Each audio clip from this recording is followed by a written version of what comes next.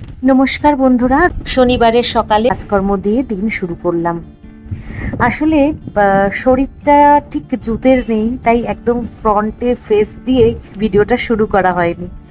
তবে এখন যখন ভয়েস ওভার দিচ্ছি শরীরটা বেশ ভালোই লাগছে, মনটাও। তো সেই জন্য ভয়েস ওভারে কিন্তু অনেক সুন্দর চার্মিং ভয়েস ওভার তোমরা পাচ্ছ। আসলে কখনো কখনো আমাদের শরীর বলো, ফিজিক্যালি বলো, মেন্টালি বলো, সঙ্গ দিতে চায় না, তখন কিন্তু ছেড়ে দেওয়া উচিত, জোর করে চাপিয়ে দেওয়া উচিত নয়। তাই একটা দিন বলতে পারো আমি রেস্ট নিলাম, ভিডিওটা করে রেখেছিলাম কোনো ক্রমে, ভয়েস ওভার আজকে দিচ্ছি বললাম। তবে হ্যাঁ, আস্তে আস্তে শুরু করলাম। প্রথমেই যে একদম উত্তম পেয়েছিলাম তা নয়, তাই ক্যামেরা অন করে শুধু আমি ভিডিও রেকর্ডিংগুলো করছিলাম। তারপরে কিন্তু আমি দেখো আস্তে আস্তে এখন আবার আগের উদ্যমে ভয়েস ওভার করছি। বাসনগুলো মাজা হয়ে গেল। তারপরে ব্রেকফাস্টে বানিয়েছিলাম ভাত ভাজা।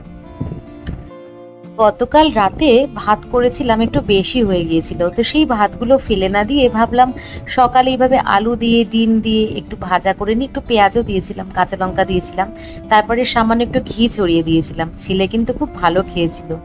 তো এরকমভাবে ভাত অনেক সময় ফেলে না দিয়ে ভাজা করে ফেলি, তবে অনেক সময় ফেলতেও হয়, কারণ ভাতটা ভালো থাকে না। তবে আজকে বেশ সলা সলা ছিল, দেখতেও সুন্দর হয়েছে, আর হ্যাঁ খেতেও কিন্তু দারুণ হয়েছে। শুধুমাত্র ঘিটা দেওয়ার জন্য অনেকটা টেস্ট বেড়ে গিয়েছিল। এখন মেন কোর্সে রান্না বসিয়েছি, ভাত হচ্ছে, এদিকে পনির করবো, কালকে মাছের ঝোল আছে, আর কিছু করতে হবে না। আমাদের শরীর বা মন ভালো না থাকলে তার প্রভাব আমাদের চোখে মুখে পড়বেই, সেটাই কিন্তু পড়েছে, ক্যামেরাতেও বুঝতে পারছো। বিকেল হয়ে গেছে, খাওয়া দাওয়া তো হয়েই গেছে। যখন দেখবে কিছু ভালো লাগে না, তখন আমাদের কিন্তু সবচেয়ে বড় সঙ্গী বই। ফোন নিয়েও যদি ঘাটাঘাটি করো তখনও কিন্তু মন ভালো লাগবে না, কিন্তু বইয়ে যদি কিছু একটা শেখো, অনেকদিন পর কিছু একটা পড়ো, তাহলে কিন্তু তোমার আস্তে আস্তে করে মনটা ঠিক হবে, জ্ঞান লাভের মাধ্যমে। এটা কিন্তু বড় একটা অ্যাক্টিভিটিস, তোমরাও করে দেখতে পারো। আজকে আমি সাইকোলজির প্রথম চ্যাপ্টারটা পড়ছিলাম, ক্লাস 11-এর। তাছাড়াও আরো কিছু টপিক নিয়ে পড়তে পড়তে একটা জিনিস আমি এখন তোমাদের সাথে একটু আলোচনা করব। সেটা হলো এই যে মাঝে মাঝে আমাদের মন খারাপ হয়, হঠাৎ করে রাগ হয়, কিন্তু তার কারণ বুঝতে পারি না। এটা কিন্তু হওয়া ভীষণ স্বাভাবিক একটা জিনিস, কারণ আমাদের যে আনকনসাস জায়গাটা রয়েছে সেটা কিন্তু রয়েছে 90% জুড়ে, আর বাকি যে কনসাসনেস সেটা রয়েছে মাত্র 10%। তাই আনকনসাসে আমরা যে কত কিছু রেজিস্টার করতে থাকি মাথায়, সেটা আমরা নিজেরা তো জানি না, একদমই জানি না। আর সেই আনকনসাসের জায়গাটা থেকে অনেক সময় কিন্তু আমাদের মন খারাপ হয়, কারণ সেইখানে কিছু কিছু জিনিস চলতে থাকে। তো সেই কারণ খুঁজতে গেলে আমাদের অনেক আগে যেতে হয়, অনেক কিছু ভাবতে হয় কি কারণে এগুলো হলো, এবং আস্তে আস্তে সেই কারণটা যখন তোমার মধ্যে ধরা পড়বে, তখন তুমি সেই বিষয়টা নিয়ে বিশ্লেষণ করতে পারো, করে তোমার মন ভালো করে ফেলতে পারো।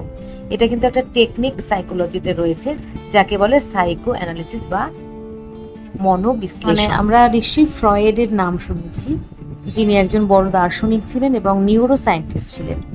উনি কিন্তু আমাদের স্বপ্ন নিয়ে অনেক কিছু বলেছেন, এবং আমাদের মানুষে মানুষে যে সম্পর্ক, যে রিলেশনশিপ, সেগুলো নিয়েও অনেক কিছু বলেছেন। তো কিছুটা অবশ্য বিতর্ক আছে তার মতবাদ নিয়ে। তবুও একটা কথা এখন একটু শেয়ার করতে ইচ্ছা করছে, সেটা হচ্ছে যে আমরা যে স্বপ্নগুলো দেখি, সেই স্বপ্ন নিয়ে বিশ্লেষণ কিন্তু ফ্রয়েডই ফার্স্ট করেছিলেন। তবে তা নিয়ে এখন অনেক বেশি আপডেশন হয়ে গেছে। স্বপ্ন মানে দেখা গেছে যে আমরা ম্যাক্সিমাম সময় বেশ কয়েক রকম স্বপ্ন দেখি, বেশিরভাগ মানুষ। তোমরা কোনটা কোনটার সাথে রিলেট করতে পারছো আমাকে একটু বলো কমেন্ট করে। যেমন ধরো, অনেকেই আমরা স্বপ্ন দেখি যে ওপর থেকে হঠাৎ নিচে পড়ে গেলাম, বিছানার মধ্যেই আমরা লাফিয়ে উঠি। তারপর আরেকটা স্বপ্ন আমরা খুব দেখি, হয়তো সবাই দেখি না কিন্তু অনেকেই দেখে থাকেন, সেটা হচ্ছে অনেক লোকজন রয়েছে, তার মাঝখানে হঠাৎ করে আমরা কিরকম বিবস্ত্র হয়ে গেছি বা খুব একটা লজ্জায় পড়েছি, কিন্তু চারপাশে অনেক লোকজন দাঁড়িয়ে আছে, এরকম একটা কন্ডিশনের আমরা স্বপ্ন দেখি। আরেকটা হলো আমরা পালাচ্ছি, ছুটছি, ছুটেই চলেছি, কেউ আমাদের ধরার চেষ্টা করছে। আর এরপরে যেটা বলবো সেটা হচ্ছে পরীক্ষার সময় লিখছি বা ফেল করে গেছি, বা সময় আর নেই কিন্তু লেখা অনেক বাকি। এই স্বপ্নটা আমি নিজের সাথে রিলেট করতে পারি, আমি প্রচুর প্রচুর দেখি এই স্বপ্নটা। তবে এটা দেখা গেছে যে নাকি যে পরীক্ষাটা হয়ে গেছে তারই স্বপ্ন আমরা দেখি, যে ওর লিখতে পারছি না, ফেল করে গেলাম, মানে যে পরীক্ষাটা কোনো হয়নি তার স্বপ্ন কিন্তু আমরা দেখি না, এটা বলা হয়। এবার এটা কতটা সত্যি বা কতটা মিথ্যে সেটা আমি যাচাই করে দেখি। আর একটা স্বপ্ন অনেকে দেখেন, সেটা হচ্ছে নাকি দাঁত পড়ে গেল হঠাৎ করে। এই স্বপ্নটা আমি কখনো দেখিনি। আর বলতে গেলে আগের যে স্বপ্নটা, ওই যে লোকের মাঝখানে আমি দাঁড়িয়ে রয়েছি, হ্যাঁ, আমার বস্ত্র নেই বা কিছু, লজ্জা, মানে একটা অকওয়ার্ড পরিস্থিতিতে আমি দাঁড়িয়ে রয়েছি, সব লোকজন দেখছি, এই স্বপ্নটাও আমি দেখিনি।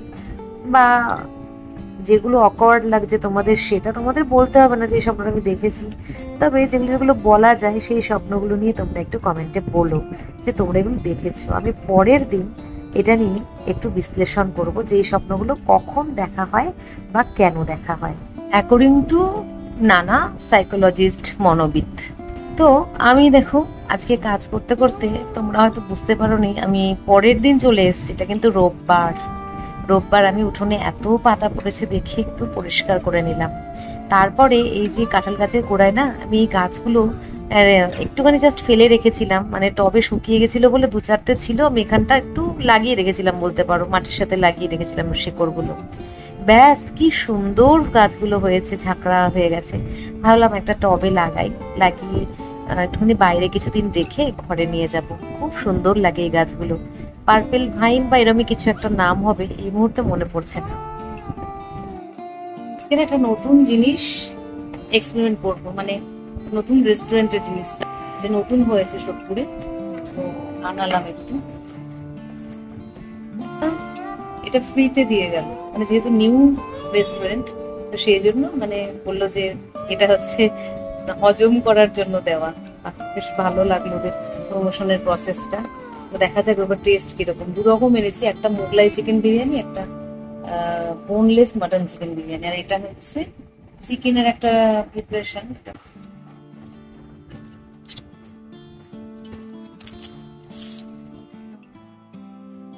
আছে একটা, এটা হচ্ছে তন্দুরি চিকেন বিরিয়ানি, এই হচ্ছে কোয়ান্টিটি,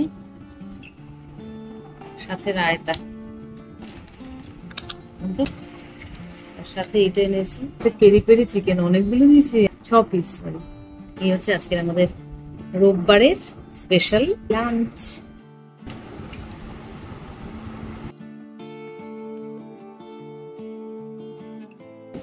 গুড আফটারনুন ফ্রেন্ডস।